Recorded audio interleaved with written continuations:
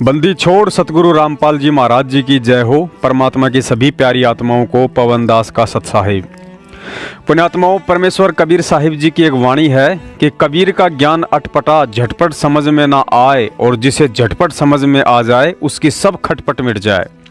दुनिया जान रही है कि वर्तमान में सतगुरु रामपाल जी महाराज जी के रूप में परमेश्वर कबीर साहिब पृथ्वी पर प्रकट हैं, लेकिन दुख इस बात का है कि अभी भी सतगुरु रामपाल जी महाराज जी के परमात्मा होने के विषय को लेकर कुछ एक उन लोगों को शंका है जो खुद अपने आप को संत जी का शिष्य कहते हैं। ये लोग ना घर के हैं और ना ही घाट के, अर्थात अभी तक ना ही तो पूरी तरह से सत्सेवक बने हैं और ना ही सतलोक आश्रम मैनेजमेंट के साथ हैं। उनकी शंका है कि सतलोक आश्रम मैनेजमेंट वाले तो संत रामपाल जी महाराज जी को परमात्मा नहीं बल्कि परमात्मा कबीर साहिब जी का एक प्रतिनिधि मानते हैं, लेकिन तुम सत्सेवक उन्हें कबीर जी का कोई प्रतिनिधि नहीं बल्कि साक्षात कबीर जी ही मानते हो, जो संत रामपाल जी महाराज जी के चोले में अपनी प्यारी आत्माओं को तत्व ज्ञान देने के लिए 8 सितंबर 1951 में हरियाणा में प्रकट हुए हैं। अब हमारी शंका यह है, यदि संत रामपाल जी महाराज जी ही परमात्मा हैं तो फिर उन्होंने लगभग 20-25 वर्षों तक काल उपासना अर्थात बाबा श्याम जी और सालासर वाले हनुमान जी की पूजा क्यों की।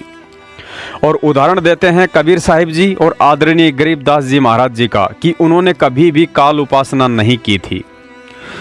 पुण्यात्माओं, सतगुरु रामपाल जी महाराज जी के जन्म लेकर नहीं बल्कि प्रकट होकर इस पृथ्वी पर आने के विषय में दास पहले काफ़ी वीडियो ट्रू वीडियो चैनल पर डाल चुका है, लेकिन आज इन भक्तों की शंका कुछ अटपटी सी है, क्योंकि इतना तत्व ज्ञान लेने के बाद भी इस तरह की शंका उत्पन्न होना उस आत्मा के लिए अच्छा संकेत नहीं है। क्योंकि कबीर साहिब जी कहते हैं, जब तक आप गुरु को ये समझोगे कि गुरु ही तो है, वो इंसान भगत होकर भी कुत्ते की योनि में जाता है। और परमात्मा के ये शब्द उन भक्तों पर भी लागू होते हैं जो वर्तमान के कबीर सतगुरु रामपाल जी महाराज जी से नाम उपदेश लेकर प्रकट दिवस आज भी 650 साल पहले वाले कबीर की फोटो के आगे ही मनाते हैं। अर्थात आज भी ऐसे लोग परमात्मा तो कबीर जी को ही मानते हैं और सतगुरु रामपाल जी महाराज जी को केवल अपना गुरु ही समझते हैं। वह बोल नहीं सकी, इतना कहकर बहुत बुरी तरह फूट कर रोई। तो सिपाहियों ने बताया कि महाराज वहां ऐसे ऐसे बनी। वीर सिंह भी कान खड़े हो गए को तेरे की, क्यों जब तक वीर सिंह भी ने सोचा था ये साधारण व्यक्ति होगा, गुरु है तो से। अब हम गुरु को जब तक यही समझते हैं कि गुरु है तो से, तो कोई लाभ नहीं है। कहते गुरु मानस कर जानते वह नर कहीं अंध, फिर महादुखी संसार में आ गए यम के फंद। इतना महाराज ने गुरु को महत्व दिया है। अभी आपको चैप्टर प्रकरण सुनाएंगे, इंसान होगा तो उस बात पर परख जाएगा। गरीबदास महाराज भी आए, जब इंसान रूप में थे, रोटी भी खाया करते थे, पानी भी पिया करते, बच्चे भी ब्याहे, काम भी करा, नाम भी दिया करते थे। कोई गलती करता था हंस उसको धमकाया भी करते थे। महाराज कहते हैं, चेतावनी में चूक नहीं भी क्या देऊंगा गाली। इतना बड़ा ग्रंथ लिखकर गरीबदास आखिर में कहते हैं, बंदी छोड़ के चेतावनी में तो कसर ना छोड़ी, गाड़ दूं तेरे को जब तेरे इतनी समझ में नहीं आली। तो इन बातों को सुनकर जो विमुख हो जाते हैं, गुरु की फटकार को सहन सम्मुख सहन करना चाहिए। जैसे हीरा घण पर धर का हीरे की पिछाड़ है कि घण का ऊपर रख के एरण पर रख के ऊपर से घण मारा जाता है, जो फूट जाता है करच भी हो जाती है, वो कच्चा हीरा होता है। और जो सम्मुख चोट सह कन्यों का न्यूरैस है तो वो पक्का हुआ पूर्ण कीमत का हीरा हो जाता है। शब्द गुरु की शब्द को, गुरु की चोट को, शब्द की चोट गुरु मारा करे, चाहे वो किसी प्रकार से, चाहे आपने गुस्से में भी कहता नजर आवा, पर उसकी जो निशाना होगा आपका आत्म कल्याण उद्धार ही होगा। उसमें खरा उतर गया वो पारस है, और जो उसमें विमुख होकर के चलागा वो कुत्ते की जुनी में जागा, चाहे वो कितना सियाणा बना रहे। मैं भी आ लिया और आप भी आ लिए इसमें।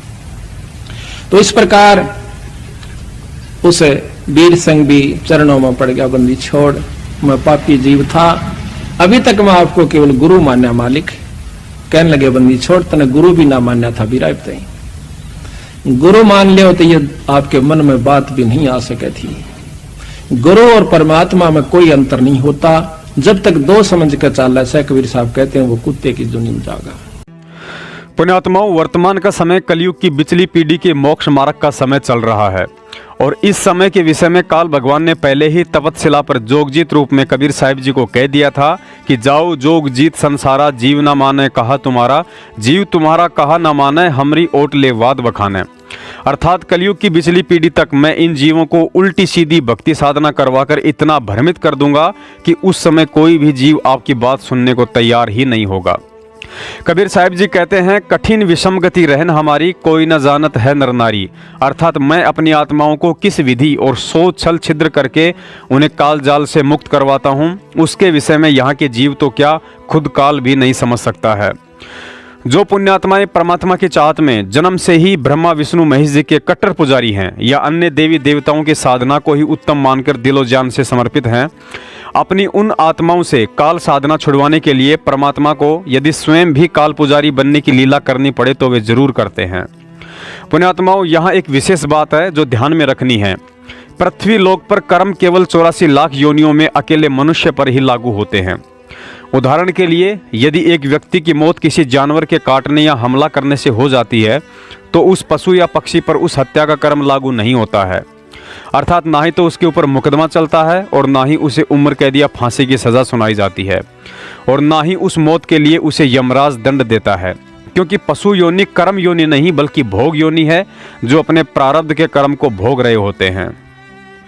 अतः यहाँ विचार करने की बात है, जब मनुष्यों को छोड़कर पशु पक्षी पर भी कर्म लागू नहीं होते हैं तो भला उस पूर्ण परमात्मा सतगुरु रामपाल जी महाराज जी पर काल पूजा का कर्म कैसे लागू हो सकता है। अब आपको बताते हैं, उस कबीर परमेश्वर ने सतगुरु रामपाल जी महाराज जी के चोले में लगभग 20-25 वर्षों तक काल पूजा की लीला क्यों की। जैसा कि आपको ऊपर बताया गया है कि बहुत सी आत्माएं ऐसी हैं जो कट्टर काल पुजारी होती हैं और जब उन आत्माओं को इस सच्चे मोक्ष मार्ग का पता चलता है तो वे अंदर से टूट जाती हैं और सोचती हैं कि भले ही आज परमात्मा पृथ्वी पर जीवों का उद्धार करने के लिए आए हुए हैं, लेकिन मेरा उद्धार कैसे संभव है, क्योंकि मैंने तो अपने जीवन के 50, 60 या 70 वर्ष काल उपासना और अन्य नकली पंथों में बर्बाद कर दिए हैं। पुण्यात्माओं, अपनी उन्हीं प्यारी आत्माओं को आत्मिक दृढ़ता और काल उपासना से छुटकारा दिलाने के लिए सतगुरु रामपाल जी महाराज जी के चोले में कबीर परमात्मा ने एक लंबे समय तक काल पूजा की लीला की थी।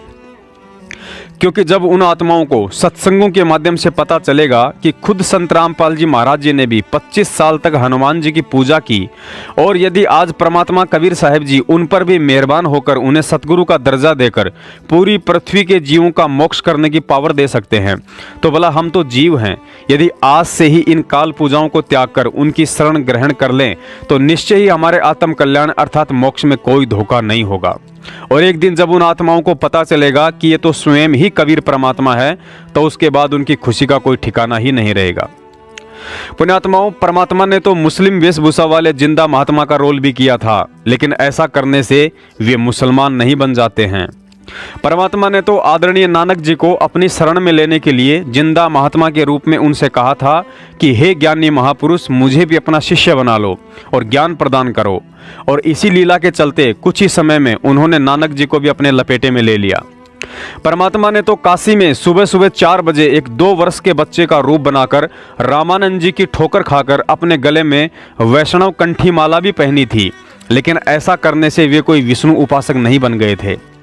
परमात्मा कबीर जी ने तो विष्णु उपासक बनकर अर्थात गले में कंठी माला, तिलक और टोपी पहनकर एक शिष्य की भूमिका में आदरणीय रामानंद जी के साथ गोरखनाथ को अपनी शरण में लेने के लिए उनके साथ ज्ञान गोष्ठी भी की थी।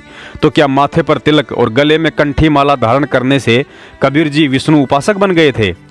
परमात्मा ने तो नरसिंह जी से 56 करोड़ की संपत्ति का दान करवाने के लिए स्वयं नरसिंह जी का रूप धारण किया था, लेकिन ऐसा करने से वे नरसिंह जी की तरह एक सामान्य व्यक्ति नहीं बन गए थे। पुण्यात्माओं, परमात्मा तो स्वयं जगत गुरु है, वह तो किसी का भी चेला नहीं बन सकता है, लेकिन 650 साल पहले उन्होंने हम जड़मती जीवों को तत्व ज्ञान देने के लिए काशी में स्वामी रामानंद जी का और आज स्वामी रामदेवानंद जी का चेला बनने की लीला की। कबीर परमेश्वर ने रामानंद जी से कहा कि आप मेरे गुरु बनो, और इस काल ने हमसे एक वचन लिया हुआ है कि कलयुग में तुम कितने ही प्राणी ले जाना। और अब ये क्या समस्या आएगी कि इस काल ने कहा है कि मैं नकली संत भेजूंगा और वो नकली नाम देंगे, ऊट पटांग, और सतलोक की महिमा बताएंगे। सचखंड सतलोक तो नीचे बात नहीं करेंगे, और नाम सारे काल के होंगे। तो फिर वो मेरे अब पे मेरे मुंह में समाओगे, यही रह जाएंगे। तो रामानंद जी से परमात्मा ने खुल के वार्ता की, सारा समझाया कि तू मेरी बात मान जा। रामानंद जी विद्वान ब्राह्मण थे, नेक आत्मा थे। वो समझे थे मुझे पाप लगेगा, भगवान का गुरु कैसे बनूं। आंखों में पानी चल पड़ा, रोने लगे कि भगवान मुझसे ऐसा नहीं होगा, आपकी आज्ञा का उल्लंघन करना भी मुझे पाप लगेगा, और एक भगवान का मैं गुरु बनूं, मैं नरक में जाऊंगा, भगवान मुझे माफ कर दो। तब परमेश्वर ने कहा कबीर देव जी ने कि रामानंद जी, आई एम गॉड, और मैं ही भगवान हूं और मैं ही पाप नाशक हूं, मेरा आदेश पालन करे और देख बात सुन। अब वो तो रोने लग गया बालक, उन्हें सोचा बूढ़ा आदमी, आज मैं ये कर्म करूंगा मेरी तो मृत्यु होने वाली है, बात बिगड़ जा दे। बुरी तरह बैठ गया, लेट गया, बल्कि टेढ़ा हो गया। रामानंद जी की बहुत देर के बाद डाढ़स बंधा, हिम्मत हुई और कहा भगवान मुझे लज्जा बहुत होगी जब मुझे गुरु कहोगे। स्वामी जी आप मेरी तरफ देखो, और ये आपके भाई बहन या काल के जाल में भयंकर रूप से भयंकर कष्ट उठा रहे हैं, और इनकी तरफ देखो, मेरी आज्ञा का पालन करो। तब रामानंद जी ने स्वीकार कर लिया कि जो आज्ञा आपकी होगी वही करूंगा। सतगुरु रामपाल जी महाराज जी ने बताया, यदि आपके पास परमात्मा का यथार्थ ज्ञान और मंत्र हैं तो फिर भक्ति मार्ग में लाल या गेरुए कपड़ों का कोई रोल नहीं होता है। लेकिन इसके बावजूद भी हमारे दादा गुरुजी स्वामी रामदेवानंद जी महाराज जी ने जानबूझकर भगवा कपड़े पहने और काफी समय तक हरिद्वार में रहे। इसके विषय में सतगुरु रामपाल जी महाराज जी ने बताया कि स्वामी जी को भगवा कपड़े पहनने की कोई आवश्यकता नहीं थी, लेकिन उन्होंने जानबूझकर इसलिए लाल कपड़े पहने ताकि हरिद्वार में गंगा स्नान से पुण्य प्राप्ति की आस में आने वाली आत्माओं का सही मार्गदर्शन कर सकूं। और उस समय वह मार्गदर्शन लाल कपड़े पहने बिना संभव नहीं था, क्योंकि भोली आत्माएं केवल उन्हीं लोगों को ज्ञानी, पंडित और गुरु समझती थी, या तो जिसने लाल कपड़े पहने हों, बड़ी बड़ी जटाएं और दाढ़ी हो, या गले में मोटी मोटी मालाएं लाद रखी हों। अतः अन्य पंडों की भांति लाल कपड़े पहनकर हरिद्वार में बैठने के कारण हमारे दादा गुरुजी कोई पांडे नहीं बन गए थे।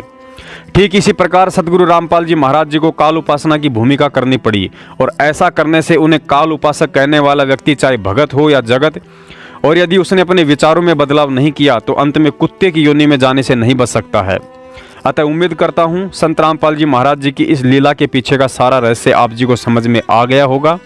यदि नहीं आया है तो अपनी मूर्खता का प्रमाण देते हुए रोहतक और जबलपुर में कबीर प्रगट दिवस मनाते रहो और सतगुरु रामपाल जी महाराज जी को यूं ही दुखी करते रहो।